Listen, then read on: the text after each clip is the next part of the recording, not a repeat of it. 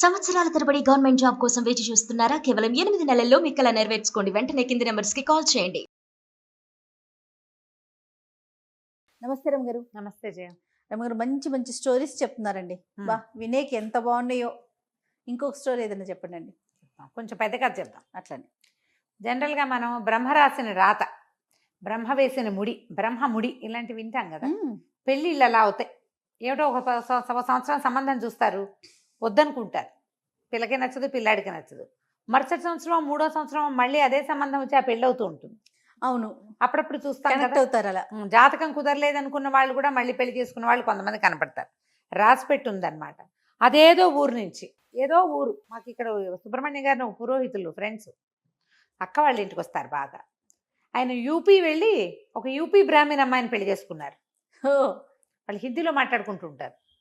మన పద్ధతిలేనమ్మా అన్నీ అంటారు, కానీ అక్కడ ఆవిడ చేసుకున్నారు పనిమాల. ఆయన చాలా హ్యాండ్సమ్, మంచి కుటుంబం, పెద్దది, చక్కగా ఉండేవారు, పెద్దవారు బాగా, నాకంటే పెద్ద ఆయనే. సడన్ గా వెళ్ళి అక్కడికి వెళ్ళి చేసుకున్నారు. వాళ్ళ కుటుంబంలో అందరూ వెళ్ళారు, ఈయన ఒకడికే అక్కడ పెళ్ళైంది. రాసి పెట్టి ఉందన్నమాట. అంతే కదా రమగారు. అక్కడి నుంచి రాసి తెచ్చుకున్నాను అంటుంటారు ఆయన. ఎప్పుడైనా మాట్లాడినప్పుడు అది అది గుర్తొస్తుంటుంది అనమాట. ఎక్కడి నుంచో చేసుకుంటాం పెళ్ళిళ్ళు. పెళ్ళిళ్ళు ఎలాగో అయిపోతాయి. అసలు ఈ సంబంధం వీళ్ళకి ఎలా వచ్చింది అలాంటివి కూడా అనిపిస్తాయి విచిత్రంగా. బ్రహ్మ రాసిన రాతని, బ్రహ్మ వేసిన మూడని చెప్తాం. ఆ బ్రహ్మ వేసిన ముడి కథ అనమాట ఇది. పూర్వం ఓ రాజుగారు ఉండేవారు. ఆయనకి లేక లేక ఒక అపురూప సౌందర్యవతి అయిన పిల్ల పుట్టింది. మాధవి అని పేరు పెట్టారు. బాగుండేది, అంటే ముట్టుకుంటే వాసిపోతుంది అనిపించేది. దాదులు కూడా అందంగానే ఉండాలి ఆ పిల్లని చూసుకోవటానికి. మామూలు వాళ్ళు అంటుకుంటే పిల్ల పాడైపోతుంది అలా అనిపించేది. భలే అందగత్తె. పిల్ల పెరుగుతూ ఉంటే రాజుగారికి ఏమనిపించేది, చక్కటి పిల్లకి ఎట్లాంటి వరుడు వస్తాడో, గైరా గైరా వాడికి ఎలా ఇస్తాం, ఇంత అందమైన పిల్లకి ఇంతకంటే అందమైన వాడు కావాలి, కనీసం ఇంత అందమైనా ఉండాలి, ఎట్లా దొరుకుతాడు అనిపించేది. పిల్ల కొంచెం పెద్దది అవగానే ఒక 12 ఏళ్ళు వచ్చేసరికల్లా పెళ్లి సంబంధాలు చూడడం మొదలు పెడతారు. పాత రోజుల్లో అలాగే చేసేవాళ్ళు. ఆ రాజకుమారులు ఈ రాజకుమారులు ఫోటోలు వస్తే ఈయనకి ఒక్కళ్ళు నచ్చేవాళ్ళు కాదు. అదేమిటి వీళ్ళు ఎలా ఉన్నారు, వాడికి ఆ ముక్కులా ఉంది, వీళ్ళకి కనుబొమ్మలు బాగోలేదు, వాడు ఏమిటో క్రూరంగా చూస్తున్నాడు, పిల్ల సాత్వికురాలు, పిల్ల అందగతే, అలా అనిపించేది. ఎలా పెళ్లి దిగులు పట్టేసింది ఆయనకి. ఆ వచ్చినవాడు రాజు అవ్వాలని బెంగ కాదు, ఇంత అపురూప సౌందర్యవతికి తగినటువంటి జగదేక వీరుడు కావాలి, వీరుడు కాదు అందగాడు కావాలి ప్రధానంగా. ఇక కుదరటల్లా. అయితే ఏమైంది, మంత్రి గారు అన్నారు, అదేంటి ప్రభు, రాజకుమారులే కావాలని ఎక్కడుంది, మామూలు వాళ్ళలో అందగాళ్ళు ఉండరు, ఎవరో ఒకళ్ళని చేసుకుందాం, మన పిల్లని చేసుకుంటే మా వాడే మన రాజు, ఏం పర్వాలేదన్నాడు. అక్కడి నుంచి ఊళ్ళో అందమైన యువకుల ఫోటోలు తెప్పించడం మొదలెట్టారు. వీడు అందగాడు, వాడందగాడు అంటే ఎవడందగాడు, ఈయనకి ఎక్కేది కాదు. ఎటు చూసినా కూతురే అందంగా కనపడేది. దిగులు పడుతూ ఉండేవాడు, చూస్తూ ఉండేవాడు. అయితే ఏమైందట, ఒకనాటి రాత్రి ఆయనకి కల్లో బ్రహ్మదేవుడు కనిపించాడు. ఎందుకు నాయనా దిగులు పడుతున్నావు, మీ అమ్మాయికి కావలసిన ముడి ఏనాడో వేసి ఉంచాను, వాడి పేరు ఫలానా పిల్లవాడు, వాడి పేరు అని పేరు చెప్పాడు. ఈయనకి బ్రహ్మదేవుడు ఏదో ముడేసి ఉంచాడని అర్థమైంది. అక్కడి నుంచి మంత్రితో చెప్పాడు, నాకు ఒక కాలు వచ్చింది, బ్రహ్మదేవుడు కనపడ్డాడు, ఆయన్నే స్వయంగా చెప్పాడు, పిల్లకి ఒక ముడి వేసి ఉంచాను, దీనికి తగిన వరుడు పుట్టాడు అని వాడి పేరేదో చెప్పాడయ్యా, నాకు సరిగ్గా అర్థం కాలేదు, ఈసారి మళ్ళీ బ్రహ్మదేవుడిని ప్రార్థిస్తానని కొంతకాలానికి రోజు అడగ్గా మళ్ళీ ఒకరోజు కలొచ్చింది. నిన్ను దిగులు పడద్దన్నానా, కురవరట్టుతో మీ అమ్మాయి పెళ్ళవుతుంది అన్నాడు బ్రహ్మదేవుడు. పేరేమిటి, కురవరట్. అదేం పేరు, విచిత్రంగా ఉంది. కానీ ఈ విచిత్రమైన పేరుని ఈయన పెట్టుకున్నాడు, గుర్తుపెట్టుకున్నాడు. అక్కడి నుంచి మంత్రికి చెప్పాడు, పేరు చూడు వింతగా ఉంది, రాజుల్లో ఎలా ఉండే, వీరసింహుడు, ఆ సింహుడు, ఈ సింహుడు ఉండాలి, ఏదో ద్వారకానాథుడు, మిథిలానాథుడు అలా నాథులు ఉండాలి, నాథులు కాదు, సింహులు కాదు, ఈ కురవరట్టు పేరేమిటి. అక్కడి నుంచి మంత్రికి ఇంకొక ఐడియా వచ్చింది, మనం ఓ పని చేద్దామండి, మరి మన గూఢచారులు వాళ్ళు వీళ్ళు ఉంటారా, కొంతమంది మనకి వీళ్ళు కూడా ఉంటారంటే ఊళ్ళల్లో తిరిగేవాళ్ళు, సంచారానికి వెళ్ళేవాళ్ళు, అందరినీ పిలిచి విచిత్రమైన పేర్లు ఎవరివైనా కనబడితే రాసుకురండి, ఆ విచిత్రమైన ఫలానా పేరు వాడు ఏ ప్రాంతం వాడో గుర్తుపెట్టుకుని రాసుకురావాలి మీరని చెప్పారు. వీళ్ళ దగ్గర ఉన్న పేరేమిటి, కురవరట్ చెప్పారు. వాడు సంవత్సరాలు తిరిగే తర్వాత ఒకడు వచ్చాడు, ఈ కురవరట్టు పేరు అది రాసుకొచ్చారు వాళ్ళు, లిస్ట్ అంతా రాసుకొస్తే వీళ్ళ దగ్గర పేరు ఉంది కానీ ఈ పేరు వాళ్ళు చెప్పల, వాళ్ళని లిస్ట్ రాసుకురమన్నారు. ఆ వచ్చిన లిస్ట్ అంతా ఏడాది తర్వాత మొత్తం చూస్తే అందులో కురవరట్టు కనపడింది. అమ్మో ఇంకేముంది, మనవాడు దొరికేశాడని, అరే అబ్బాయి ఎవర్రా ఈ లిస్ట్ రాసుకొచ్చిన వాడు అని ఆ లిస్టు చేసినటువంటి సంచార జాతి వాడిని పిలిచారు. వాడు ఫలానా అరణ్యంలో నుండి ఒకవైపు ఒక కోయి జాతి కుర్రవాడు, వాడి చెట్లకి పళ్ళు గిళ్ళు అన్నీ కోసేస్తాడు బ్రహ్మాండంగా. వాడి పేరండి కురవరట్టు అనగానే ఆయన ఎక్కడ ఏమిటి అన్నీ కనుక్కొని రాజుగారి దగ్గరికి పరమానందంగా పరిగెత్తాడు. మన కురవరట్టు దొరికేశాడు, నేను అక్కడికే వెళ్తున్నాను, ఒక అరణ్యంలో భిల్ల జాతి బట్ట, బిల్లుడో కోయడో మనకు పర్వాలా, వాళ్ళు మనలాంటి వాళ్ళే, కుర్రాన్ని తీసుకొచ్చి రాజుని చేసుకుంటాం అని చెప్పి బయలుదేరాడు. తీరా వెళ్ళాక ఆయన చాలా దిగాలుగా వెనకొచ్చాడు వాడిని వెంట పెట్టుకుని. వాడు సన్నగా నల్లగా అట్టలు కట్టిన జుట్టు, పరమ అకుపక్షిలాగా ఉన్నాడు, బక్కగా సన్నటివాడు బక్కటివాడు. వాడిని తెచ్చి క్షమించాలి ప్రభు, పేరైతే సరిపోయింది కానీ ఆకారం సరిపోలేదు, వీడేమిటో ఇలాగా మరీ అకుపక్షిలాగా ఉన్నాడు, పేరు మాత్రం బ్రహ్మదేవుడు చెప్పిన పేరే అనగానే రాజు కొళ్ళు మండిపోయింది. ఏది వాడు నాకు చూపించన్నాడు. తీసుకొచ్చి చూపించేస్తారు కదా, ఆయన నిర్ఘాంతపోయాడు. వీడా కనీసం రాజకుమారి వెళ్ళే దారిలో దీపం వెలిగించడానికి కూడా పనికిరాడు వీడు. రోడ్డు మీద దీపాలు వెలిగిస్తారు సైనికులు, దీపం వెలిగించే సైనికుడు పోస్ట్ కూడా పనికిరాడు. వాళ్ళు కూడా హ్యాండ్సమ్గా ఉన్న వాళ్ళే ఉన్నారు మన దగ్గర. వీడికి ఎట్లా ఇచ్చి పెళ్లి చేస్తామమ్మా, ఏం చేస్తాం మంత్రి, మనం ఓ పని చేయి, వీడిని తీసుకెళ్ళి చంపేయి. అయ్యో, బ్రహ్మదేవుడు మూడేంటో చూద్దాం, వాడు కనుక బతికే ఉంటే మన కర్మగాలి, బ్రహ్మదేవుడు మూడేసానని చెప్పాడు, మళ్ళీ దేవుడు మొగుడైపోతాడేమో మన పిల్లకి, వీడిని సంహరించమన్నాడు. కోపం వచ్చింది రాజుకి. బ్రహ్మదేవుడి ముడి ఆయన ఐడియా ఏమిటో చూద్దాం, పెద్ద కల్లో వచ్చి చెప్పాడు. 2 సార్లు వచ్చాడు, 2 సార్లు కురవరట్టి పేరు చెప్పాడు. ఈ దేభ్యం వాడికి ఇవ్వడానికి ఇంత అందమైన పిల్లని పెంచాం, చంపేసే అన్నాడు. అనగానే వాడు మంత్రి గారు నిర్కాంతిపోయాడు. వాడి పంపేయి అంటే బాగుండేది, చంపేయమంటే బాధగా ఉంది, నచ్చల. సరే అడవిలోకి తీసుకెళ్ళి చంపేద్దాం అనుకున్నాడు. వెంట పెట్టుకు తీసుకుపోయాడు. ఇప్పుడు ఎవరికైనా వీడిని సంహరించండి అని చెప్తే కారణం చెప్పాలి. ఆ పని తనే స్వయంగా చేద్దాం నమ్మలేక చేద్దాం అనుకున్నాడు. అడవిలోకి వెళ్ళేసరికల్లా, అడవిలోకి వెళ్ళగానే వాడికి అలవాటు కదా, వాడు ఆ చెట్టుకి ఈ చెట్టుకి కాయలన్నీ కోసి మంచి దోరకాయలు తీసుకొచ్చి ఈయన చేతిలో పెట్టాడు. ఈయనకి ఇంకా బాధేసి, వీడు మంచివాడు పాపం, పిచ్చి మీద వాడిని చంపుతున్నానని అర్థం కాల. ఈయనేమో వాడిని ఏమంటారు ఎన్కౌంటర్ చేయడానికి తీసుకుపోయాడు. వాడు పోయి జేబుల నుంచి బిస్కెట్లు చాక్లెట్లు తీసిస్తే ఎన్కౌంటర్ చేసేవాడికి ఎలా ఉంటుంది, బాధ అనిపిస్తుంది. బాధగా ఉంది ఆయనకి. ఏం చేయాలి అని అలా అడవిలో నడుస్తూ ఉంటే వాడి మాటలు, వాడి కబుర్లు చెప్పడం, తేనె తాగుతారు అయ్యగారు, ఆ పైన ఉందండి అంటే దాని నిండా ఇన్ని తేనె తీగలు. వాడు క్షణాల్లో కోతిపిల్లలాగా పైకెక్కేసి శుభ్రంగా ఒక ఆకుదొప్పలో ఇంత పిండుకుని తీసుకొచ్చి ఇచ్చాడు. మరీ బాధ అనిపించింది, వీడిని చంపకూడదు, ఏం చెయ్యాలి, కానీ వీడిని బతికించి ఉంచితే కష్టం, చేత్తో చంపటం ఇష్టం లేదు. వాడి కోసిన పండు తిని వాడు తెచ్చిన తేనె తాగి వాడిని చంపచ్చా. ముందుకు నడిచి వెళ్తుంటే ఆయనకి దూరంగా ఒక కొండ కనపడి, ఆ కొండని వాసుకి కొండ అంటారు. అది కొన్ని సర్పాలకి ఆలవాలమని ఆ కొండెక్కిన వాళ్ళకి అక్కడితో పెద్ద తటాక ఉందని చెప్తారు. సర్పాలు ఉంటాయని, వాసుకి అనే మహాసర్పం ఆ వాళ్ళని భక్షించేస్తుందని కథలు చెప్పుకునేవాళ్ళు. అది నిజమో కాదో ఎవడికి తెలీదు. ఆ కొండకి దిగొచ్చిన వాడు ఎవ్వడూ లేడు. ఈయన అన్నాడు, అరే అబ్బాయి నాకు ఓ పని చేస్తావరా అన్నాడు. కురవరెట్టు చేస్తానండి, మీరు ఏం చెప్తే చేస్తాను. అయితే ఓ పని చేయి, ఆ కొండ ఎక్కు. ఆ కొండ మీదకి ఎక్కాక పెద్ద తటాకం ఉంది. ఆ తటాకంలో లోపల ఇసుక గులకరాళ్ళు ఉంటాయి. 2 సంచులు ఇచ్చాడు. ఈ సంచి నిండా గులకరాళ్ళు, ఈ సంచి నిండా ఇసుక పట్టుకురా. మరి ఇదిగో ఈ కాసు ఉంచుకో, ఊరికే వాడు ఎలాగూ చచ్చిపోతాడు పాపం, ఆశ పెట్టడానికి ఓ బంగారు కాసు చేతిలో పెట్టి తన ఉంగరం తీసి వాడి వేలికి పెట్టాడు. మీరు ఇక్కడే ఉంటారండి అయ్యగారు, నేను వెళ్ళొచ్చేదాకా అన్నాడు. వద్దులేని వద్దని ఉంగరం పెట్టాడనమాట. ఉంగరం పెట్టి నేను వెళ్ళిపోతా, నువ్వు ఇందాక మన నగరంలో కలుసుకున్నాను చూడు, రాజుగారి దగ్గరికి వెళ్ళావు, అక్కడ ఉంటా. నువ్వేం చేస్తావంటే నువ్వు మెల్లిగా ఎక్కాలి కదా, ఇదంతా ఎక్కాలి, ఆ పని చెయ్యాలి, అదంతా దిగాలి, ఎప్పటికవుతుంది అదంతా.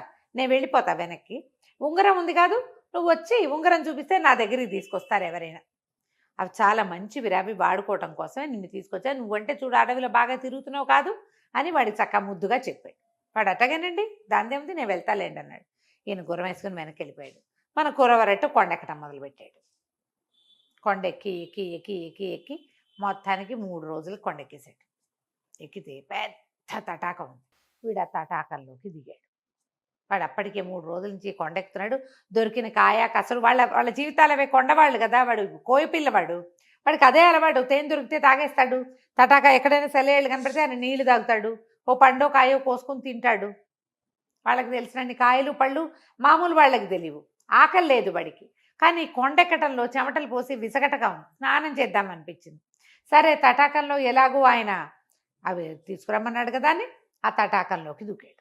పెద్ద తటాకం, చల్లటి నీళ్ళు, లోపలికి వెళ్తే అడుగునంతా ఇసుక రవ్వ రవ్వ రవ్వగా చేతికి తగులుతోంది. బోల్డ్ అన్ని రాళ్ళు ఉన్నాయి దాని నిండా ఆ తటాకంలో. వీడు హాయిగా కరువు తీరా స్నానం చేసి ఈతలు కొట్టి మరి గులకరాళ్ళు సంచి నిండా వేసుకున్నాడు. ఇంతవి అంతవి ఇంతవి అంతవి ఎన్ని రాళ్ళు, ఇంత సంచి అది. ఇసుక ఒకదాని నిండా పోసుకున్నాడు, నీరంతా చేసాడు, అందులోంచి బయటకు వచ్చాడు. వాడికి వస్తుంటే అనిపించింది వాడు నల్లటి సన్నటి చేతులు ఏమిటో పచ్చగా మారిపోయినట్టు అనిపించింది. చేతులు రంగు మారిపోయినాయి. ఆ నీళ్ళు ఏమైనా పవర్ఫుల్ అయ్యి ఉంటాయి, వాటికి ఏదో శక్తి ఉంది. మంత్రి గారు అక్కడ పెద్ద రాజుగారి దగ్గర పెద్ద అధికారి, ఆయన ఇవి అడిగాడంటే వీడికి ఏదో మహత్యం ఉంది, అందుకే అడిగాడు అనుకున్నాడు. దిగొచ్చాడు. దిగిక నగరానికి బయలుదేరాడు. వీడు మామూలుగా ఏదో చిన్న మామూలు బట్టలతోటి ఉన్నాడు. వీడు ఏమనుకున్నాడు, ఆకలిస్తోంది, ఏమైనా తినాలి. ఈ ఉంగరం ఏం చేశాడు, ఎవరికో చూపించాడు. మామూలుగా అడవిలో ఉంటే వాడికి ఆహారం కాయ కసులు దొరుకుతాయి, నగరాల్లోకి వస్తే కొనుక్కోవద్దు, ఎవరైనా పెట్టాలి. ఆకలి దహించుకుపోతుంది. ఇది చూపించేసరికి కదా వాళ్ళు ఎవ్వరూ ఆ ఉంగరాన్ని గుర్తుపట్ల.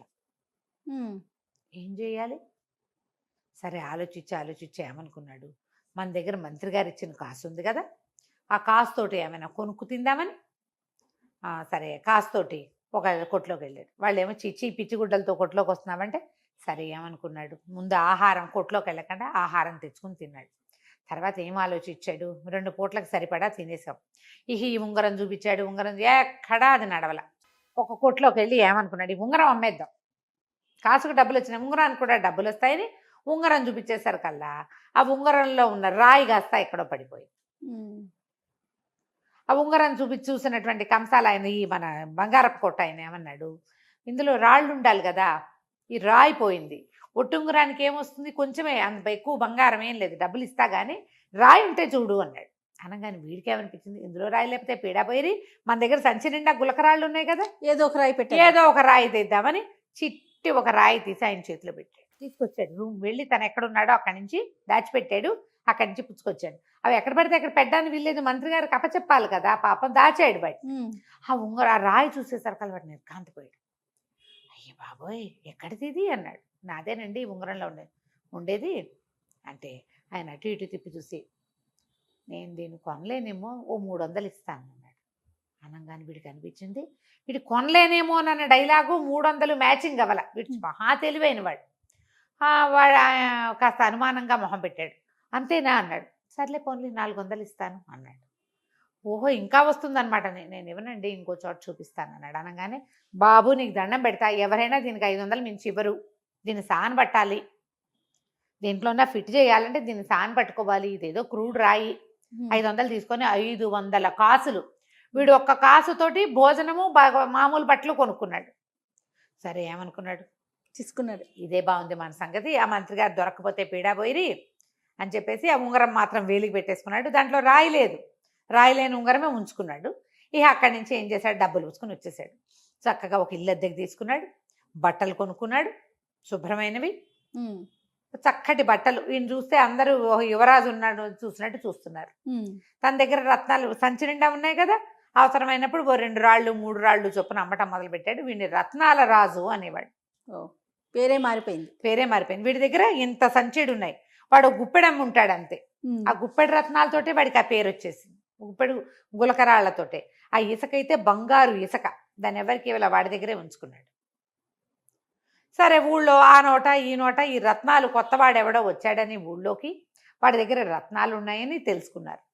మంత్రి గారికి ఎవరో చెప్పారు, రత్నాల రాజు అని ఒక కుర్రాడు ఉన్నాడు, మరి వాడు భలే అందగాడు, తర్వాత వాడి దగ్గర బ్రహ్మాండమైన రత్నాలు ఉన్నాయి, ఎన్ని రాసులు ఉన్నాయో, వాడు ఒక రత్నం అమితే 1000-2000 కాసులు వచ్చేస్తున్నాయి వాడికి. ఆ రత్నాల్లో 1-2 చక్కగా మెరుగు పెట్టించి యువరాణి కూడా పంపారు. రాజు కూడా కొంటాడు వాటిని. అక్కడి నుంచి రాజు అన్నాడు, ఏమిటి మనకి ఊళ్ళో అంతా ఇంత అందగాళ్ళు ఉంటే ఎవరు గురించి ఎవరు చెప్పలేదు, వీడెవడో కొత్తగా వచ్చిన వర్తకుడు భలే అందగాడని చెప్తున్నారు, వర్తకుడు అయితే ఏమిటి, మన పిల్ల నుంచి పెళ్లి చేయొచ్చు, ఆ అబ్బాయిని చూసిరమ్మన్నాడు. ఈ మంత్రి గారి సుబుద్ధి ఓ చిన్న పటాలాన్ని వేసుకుని రత్నాల రాజును చూడపోయాడు. ఈయనేమో కురవరట్టును గుర్తుపట్టలేదు, కురవరట్టు మంత్రి గారిని గుర్తుపట్టలేదు. ఇద్దరు ఒకళ్ళనొకళ్ళు చూసుకున్నారు. చూసి అబ్బో పిల్లాడు భలే అందగాడు, కుర్రాడు, వివాహం అయిందా అన్నీ కనుక్కున్నాడు, కాలేదన్నాడు.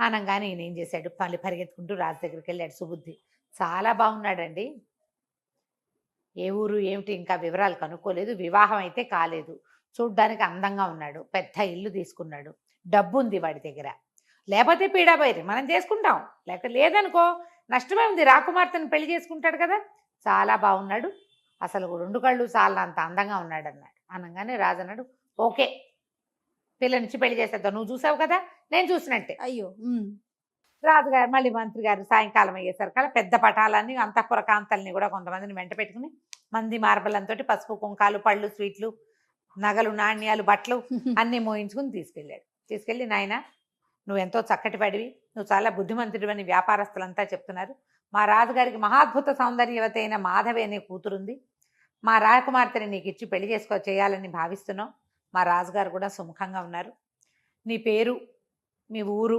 వివరాలు జాతక చక్రం అవి చెప్తే అవన్నీ చూసుకుని ముహూర్తం పెట్టిస్తాము అన్నాడు. అనగానే ఈ అబ్బాయి అన్నాడు, అలాగేనండి తప్పకుండా, మేము కోయవాళ్ళం, నా పేరు కురవరట్టు, వీళ్ళు ఈ ఊళ్ళో వాళ్ళు నన్ను రత్నాల రాజు అంటారు, అలా పిలుస్తున్నారు కానీ నా పేరు రాజు కాదండి, నేను కోయి జాతి వాడిని. అనగానే ఆయన నిర్ఘాంతపడి కురవరెట్టా నువ్వు అన్నాడు. నేను కురవరెట్టేనండి అన్నాడు. అదేంటి నేను చూసిన కురవరెట్టు ఇంకోటి కదా అంటే, అవునండి. అప్పుడు ఈయన మా కుర్రాడికి తట్టింది, ఆయనేమోనండి, ఆయన ఉంగరం చూపించాడు, ఈ ఉంగరం మీదేనండి అని, ఇందులో రాయిపోయింది కానీ ఈ ఉంగరం నాదేనన్నాడు ఆయన. మీరు నాకేనండి ఇచ్చారు అని. అనగానే ఆయన ఆశ్చర్యపోయాడు, ఇదేమిట్రా సన్నగా నల్లగా బక్కగా జుట్టు అట్టలు కట్టేసిన జుట్టుతోటి ఉన్న ఒక చిన్న కోయ కుర్రాడికి ఇచ్చాను నేను, వాడు నా అంత కూడా లేడు, బక్కటి వాడు, నువ్వు చూస్తే ఇంత సమున్నతాకారుడివి, ఇంత ఈ రంగేమిటి ఈ రూపేమిటి అంటే, అయ్యా మీరు నన్ను వాసుకి కొండ ఎక్కిచ్చారు, ఆ కొండలో ఉన్న సరస్సులో దిగేసరికల్లా నా ఒళ్ళిట పచ్చగా అయిపోయిందండి, తర్వాత నాకు తెలిసింది నా రూపం మారిందని, ఆ కొండ మీద ఉన్న సరస్సు చాలా అద్భుతమైన సరస్సు, అందులో దిగటం వల్లే నాకు ఈ స్వరూపం వచ్చింది, నేను అమ్ముతున్న రత్నాలన్నీ కూడా మీరు చెప్పడం వల్ల తెచ్చినవనండి, నిజానికి ఇవి 2 మీవని ఆ సంచులు 2 ఎత్తి ఆయన చేతిలో పెట్టాడు. మీరు ఆ పని చేయడానికి నాకు కాసు ఇచ్చారు, కాసుకి ఈ పని చేశాను నేను, ఇవి మీవే తీసుకోండి అన్నాడు. రామంతా సంతోషించాడంటే ఆ సుబుద్ధి, ఆయన నిన్ను వదిలించుకోవడానికి చేసిన పని ఇట్లా నిన్నే మాకు కూర్చుంది, భగవంతుడు వేసే ముడి ఇట్లా ఉంటుంది కదా, ఇదే కదా బ్రహ్మదేవుడు వేసిన ముడంటే, చివరికి ఇది సానుకూలం అవ్వవలసిందే, ఎక్కడ వాళ్ళో ఎక్కడో సంబంధం కుదుర్చుకుంటారు, వీళ్ళిద్దరు మొగుడు పెళ్ళాలు అవ్వాలి, వీళ్ళ వల్ల ఒక సంతానం వృద్ధి కావాలి, ఒక వంశాభివృద్ధి జరగాలి అని ముందే రాయబడి ఉంటే మాస్టర్ ప్లాన్ లో మనం ఎట్లా తప్పిస్తాం, మనం ఎవరం దాన్ని తప్పించడానికి. ఆ మాట అనుకుని పరిగెత్తుకుంటూ రాజుగారి దగ్గరికి వెళ్ళి, అయ్యా వీడెవడో కాదండి, బ్రహ్మదేవుడు ఏర్పరిచిన కురవరట్టే మన పెళ్లి కొడుకు అనగానే రాజు ఆశ్చర్యపోయాడు. పెళ్లి కొడుకుని చూసి నిర్ఘాంతపోయాడు ఆయన కూడా, ఆయన చూశాడు కదా. ఇక సంతోషంగా రాజకుమార్తె మాధవిని కురవరెట్టికి ఇచ్చి పెళ్లి చేసేశారు. తను తెచ్చుకున్న వజ్రాలు ఆ ఇసుకతోటి అతను పరమ సంపన్న గృహస్థుగా వాళ్ళ కుటుంబంలో వాళ్ళని కూడా కొంతమందిని ఎవరినో తెచ్చుకున్నాడు, హాయిగా కాలం గడిపారు. కథ కంచుకు మనం ఇంటికి. భలే ఉందండి, చిన్న కథ అయినా బాగుంది.